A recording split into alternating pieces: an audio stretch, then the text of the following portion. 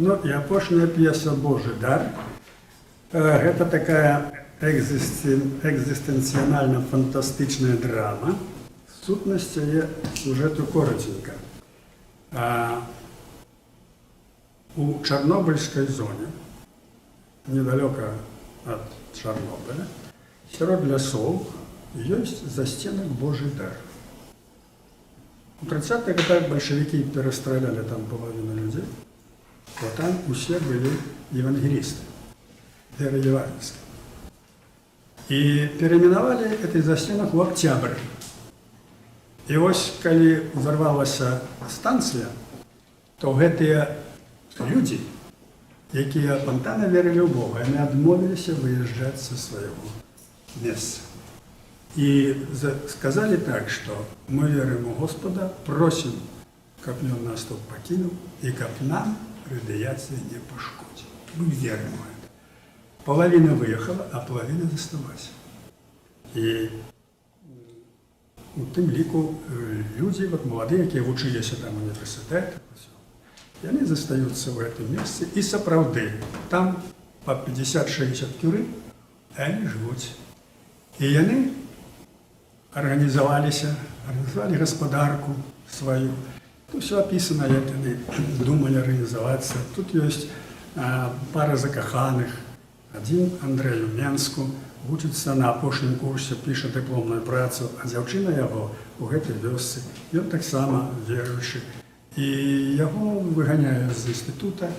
Вось ён вяртаецца і заканчваецца гэта п'еса заручанымі гэтых маладых людзей. Сутнасць у тым, што ў гэтым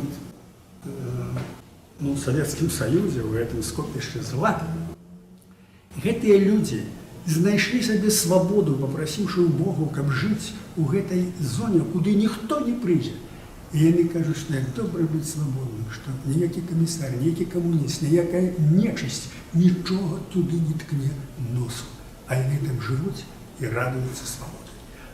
Это вот такая фабула вот гэтага всего. Ну и у канцы, там, где адбываецца заручаны, гэта адзін да аднаго прапісаны этнографічны, так сказать, метод заручанаў.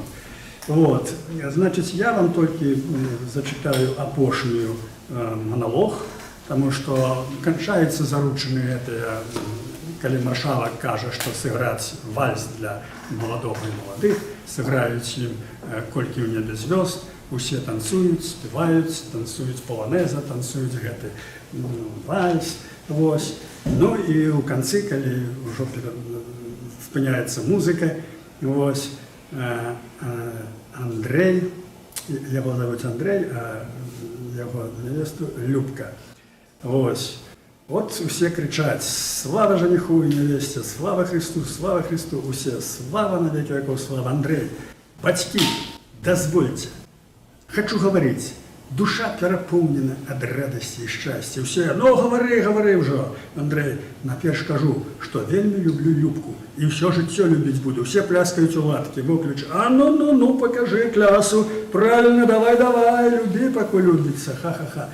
Андрей, ты моя королевна Любка, буду тебе шановать, любить, будем разом працавать и песни спевать. Все пляскают у латки, выключи, браво, зух, ай-яй-яйчки, Любка, тримайся, любить будет. Ха-ха-ха. Андрей, батьки, браты, сестры, кажу перед вами, веру, что есть Бог, что Он добрый и милосердный. Батька и маці, дякую вам за выхование и життя. Я ніколі не забываўся про наш шляхецкі род. Я ні перад кім не ўгінаўся, не лгаў, не хлусіў, нікога не зневажаў. Я шанаваў гонар, мову і айчыну. Мне дых займае ад шчасця, што Бог даў мне любімую нявесту, што Господь даў нам жыццё, на жыццё гэтую прытульную, прыгожую, прыўкрасную, абсыпаную радыяцыяй нашу зямлю.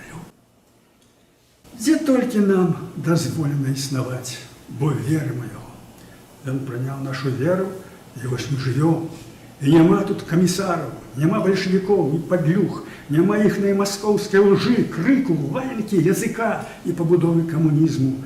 Воля пра тое, як добра быць свабодным. Господи, дзякуй Табе, што Ты даў нам для шчасця гэтую пакутную параненую зямлю. Мы адновім яе, Божа, мы пальем яе нашым потам і, калі трэба, крывёй.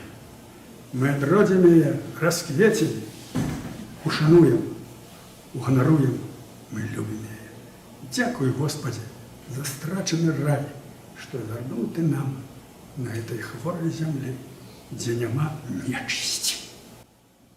Як добра быць свабодным, як добра быць вольным ад цемры, як добра быць свабодным. Учыць спевать и так далее. Вот это такие монолог сутности идеи, вы разумеете, что счастье люди нашли и свободу вось у гэтым гета, у этой радиации, куды ніякая камуністычная нечысць носу не ткне, тому что боятся радиации. Ну, это фантастика, як кажуть, написано для усынамлення пэўных ідэй. Вось. Я, может, зашмат узял вашего часу, але я стараўся вам показать, на якую тему написаны гэты п'есы, якія ідэі, чым гэта сутнасць гэтай драматургіі.